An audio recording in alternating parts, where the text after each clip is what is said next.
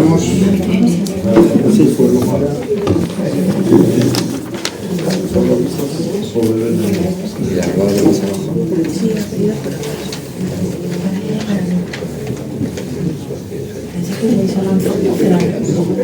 Comenzamos.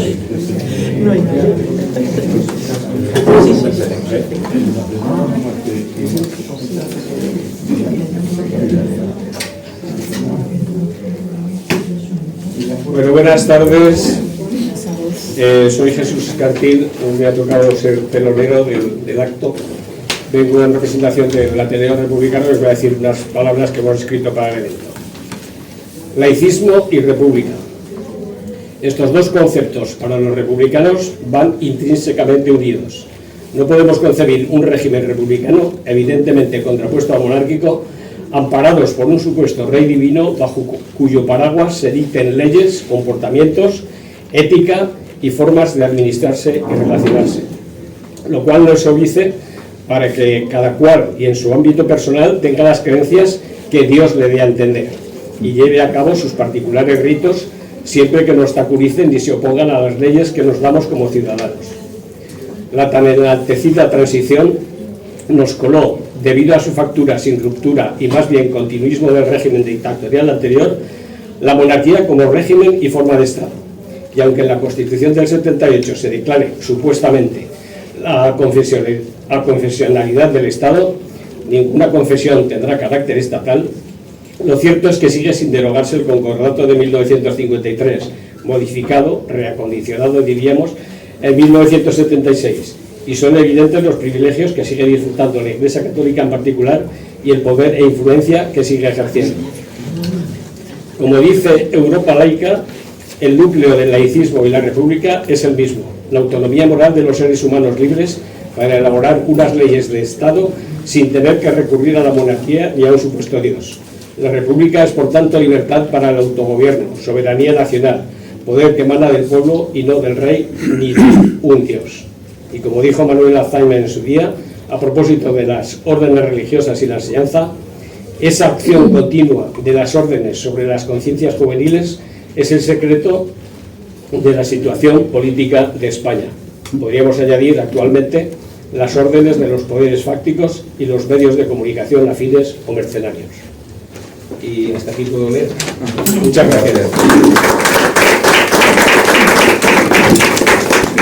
Buenas tardes, como el speech laico ya lo ha hecho Jesús Escartín, compañero de Mueli del Ateneo Republicano, yo me limito a presentar a los ponentes. Carmelo Romero, Salvador, es doctor en Historia Contemporánea y profesor titular, jubilado, de la Facultad de Filosofía y Letras de la Universidad de Zaragoza. Ha dedicado buena parte de sus investigaciones a cuestiones electorales y de relaciones de poder, esencialmente en el mundo campesino de la España interior. Sus últimos libros de investigación histórica han sido Caciques y Caciquismo en España, 1834-2020, y Las elecciones que acabaron con la monarquía, 12 de abril de 1931. También es escritor de novelas, tiene muchas, no me voy a extender con el tema, perdonad. Pasamos a... Hago propaganda de la última porque acaba de salir. Ah, vale. Espera que la enseño. Ah, mira, esto no estaba pactado, ¿eh?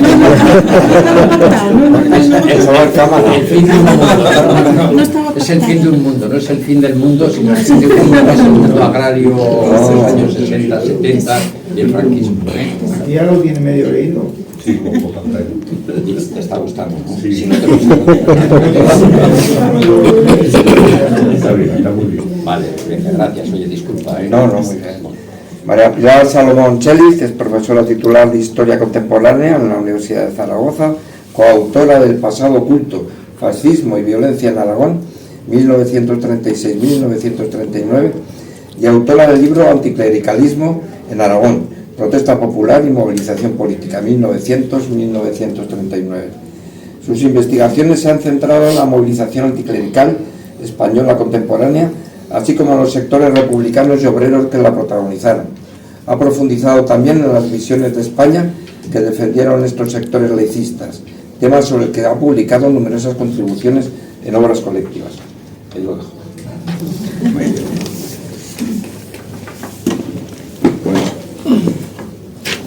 Sí. Vale, pues buenas tardes.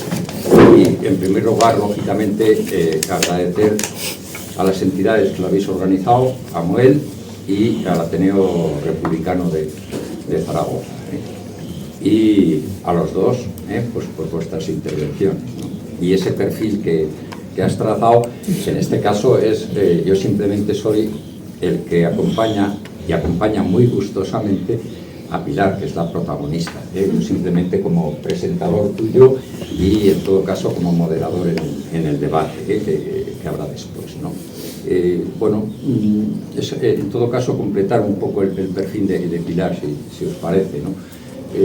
Bueno, Pilar hemos sido compañeros en la Facultad de Letras, compañeros hasta que yo me jubilé, claro está, porque ella es profesora titular de la Facultad de Letras, del mismo departamento que yo lo era, del Departamento de Historia Contemporánea, y tú lo eres desde el 2006, ¿puede ser? En Zaragoza, eso es, estuvo antes, bueno, también en la Universidad de Valencia y con becas doctorales en Estados Unidos, en una universidad norteamericana, y en la Sorbona de París, en la Sorbona 4, París 4, ¿verdad?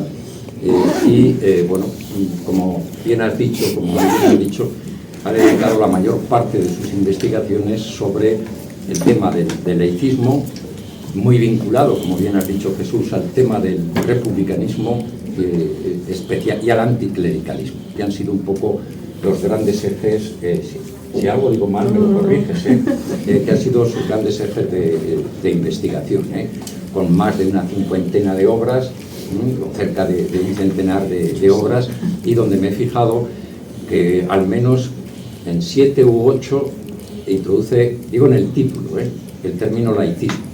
El de republicanismo debe estar por lo menos en 12 o 13, como tal. Con eso lo que quiero decir es que evidentemente es una especialista, una consumada especialista en el tema del que va a abordar.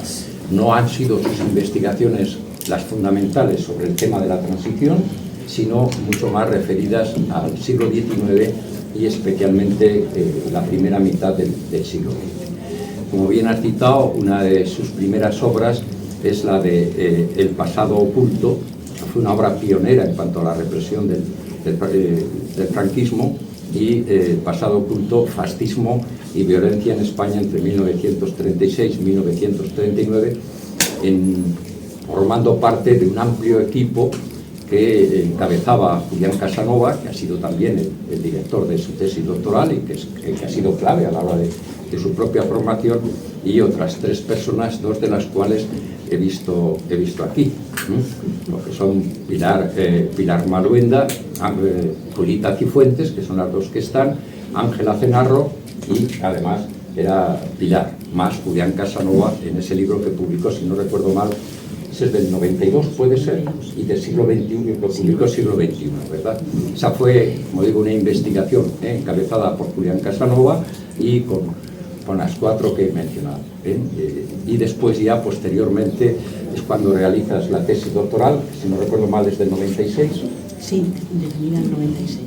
Defendida, eso es, defendida en el 96. Si no recuerdo mal, estuve en tu tribunal. Sí. Pero eso lo he dicho ahora, como cuando me ha dicho el 96, y digo, creo que lo recuerdo. Sí. ¿No? Y el tema de su tesis era, o el título era La crítica moral al orden social. Ese era el título, ¿no? Y la persistencia del anticlericalismo en la sociedad española en el largo plazo, relativamente largo plazo, de 1900 a 1936.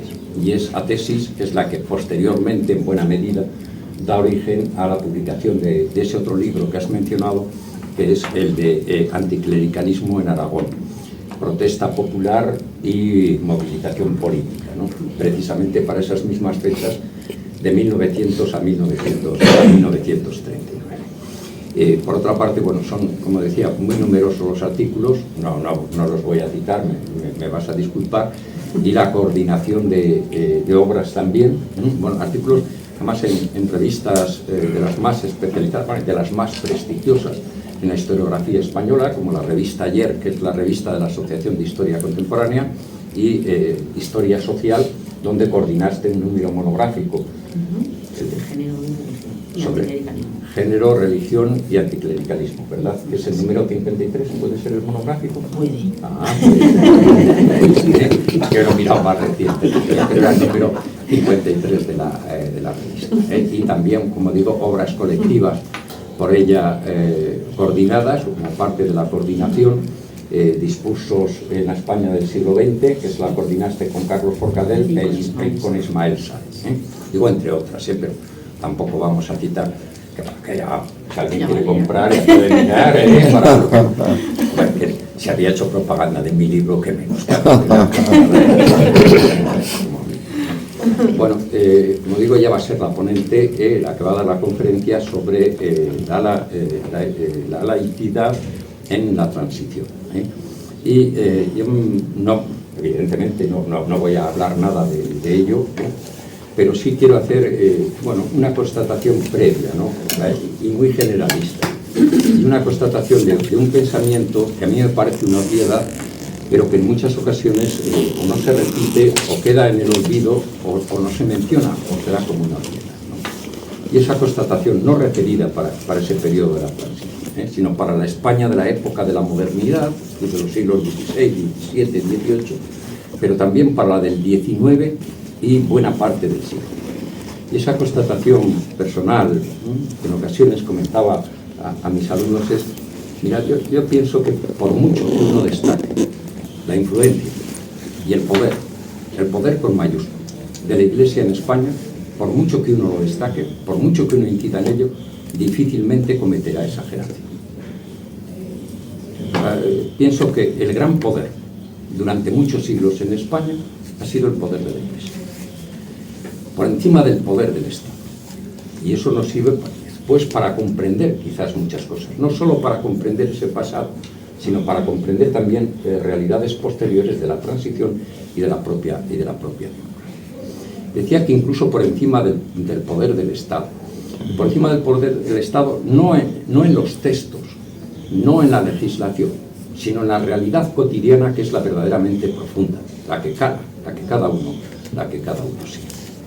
Esa constatación viene del hecho de, claro, en una España, hasta fechas recientes, mayoritariamente agraria, de hombres y mujeres de la hoz, del trillo, del garrote del pastor, del lagar del vino y del aceite del molino, en esa España de pequeños micromundos, de pueblos aislados, el verdadero poder, el que llegaba, el que se sentía como cercano e inmediato, era el poder de la Iglesia.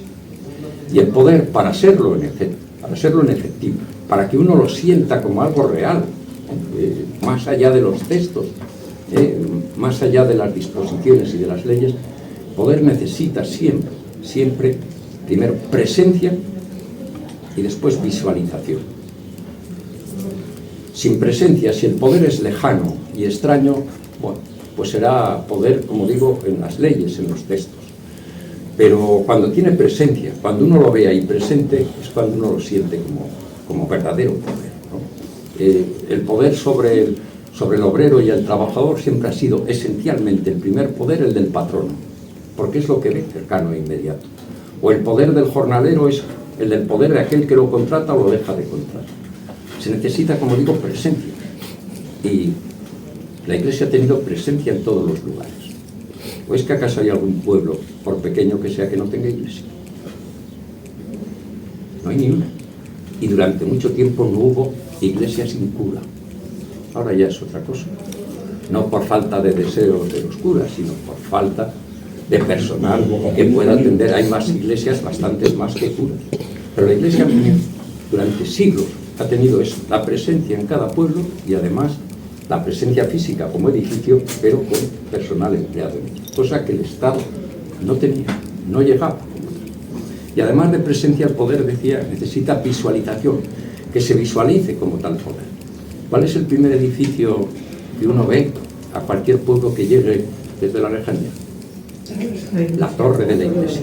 Y eso es lo dominante, y eso es lo que uno percibe. Entonces ya no hace falta teorizarlo mucho a nadie ni escribir. ¿Cuál es el poder? A cualquiera, incluso analfabeto que llegue, lo primero que ves, lo que destaca muy por encima del resto de las casas es la torre de la iglesia. Esa es la visualización del poder. Pero eso no solo la Iglesia puede ser para el pasado, pero cuando digo que el poder necesita, para ser sentido como tal, visualización, no es solo en el pasado, lo es en el presente.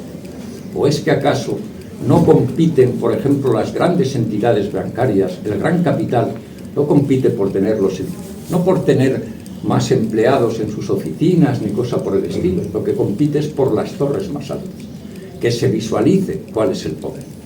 Si el Banco Santander, o en su caso aquí Ibercaja, tuviera así plantitas bajas, o sea, y no tuviera una grande, no se sentiría como tal poder. Entonces el poder siempre se ha necesitado eso, presencia y visualización.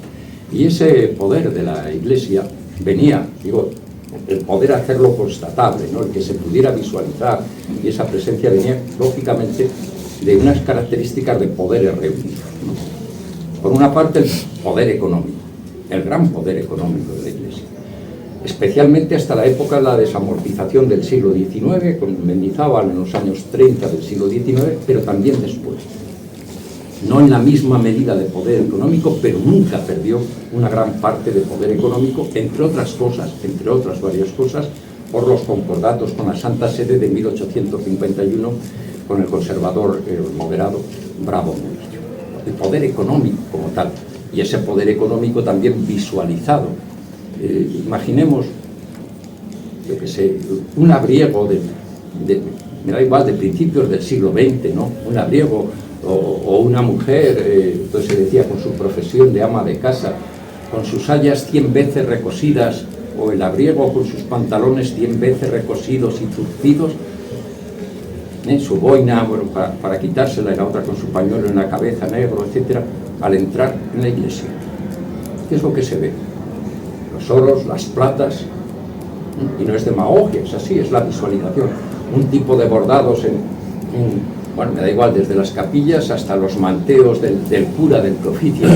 Es la sensación de poder, de que está ahí también el poder económico, de que domina esa situación. Vendría por un lado el poder económico, o sea, como plasmación de esa visualización, pero asimismo el poder mediático, el gran poder de lo que hoy diríamos los medios.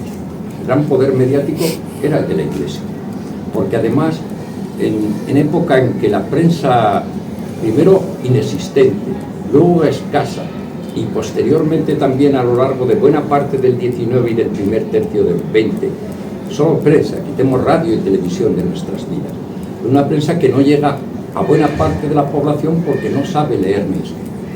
¿Quién monopoliza entonces la comunicación pública en gran medida? ¿Quién tiene casi exclusivamente el uso de la palabra en público? El cura en los sermones cada una de las semanas. Es casi, y ese es el poder mediático, insisto, en sociedades muy cerradas, de esos pequeños micromundos. Los medios son sobre todo la voz con los sermones de Dios. Y asimismo, claro, el poder para cumplir, y seguramente no acabo con todas sus formas de poder, ni muchísimo menos, pero es también el poder del conocimiento. Y cuando me refiero al conocimiento, no me refiero a los latines, al conocer los latines o las enigmáticas teologías, no, ni las escrituras, no, me refiero al conocimiento de las personas, al conocimiento en ocasiones de lo más íntimo de las personas, de lo más íntimo de cada uno de nosotros, bueno, nosotros digo generalizar, no es el caso, pero de cada una de las personas por medio del confesionario. Y en pueblos, como digo, de pequeñas colectividades, etcétera, lo que te da ese tipo de conocimiento, como digo, de lo más íntimo y a veces de los propios secretos, se dijeran o no todos los secretos tan confesionarios, pero al fin y al cabo es ese. Entonces eso da, a poco que uno lo reflexione, más allá de lo que se diga en textos o de lo que se escriba, es ese gran poder de la Iglesia. Y creo que ello es fundamental para comprender muchas de esas facetas, lo mismo que, de la misma forma que todo poder genera siempre también reacciones frente, reacciones en contra, que son en buena parte esos movimientos anticlericales, etcétera, etcétera. Bueno, bajo ese panorama muy global, muy general, que evidentemente tiene sus fases, sus épocas, etcétera, y que fue muy poco cuarteado, muy poco laminado, disminuido en España, casi solo durante la época de la República, la breve Primera República casi ni le dio tiempo, y sobre todo durante la Segunda República, pero al fin y al cabo son solo 5 años, digo, bajo ese panorama es un poco pues no sé si he dejado el panorama abierto para que llegues a la transición y ahí lo hagas mucho más lento. Disculpa si me extendí No, que va. más de lo deseado. Bueno, muchas gracias, Carmen.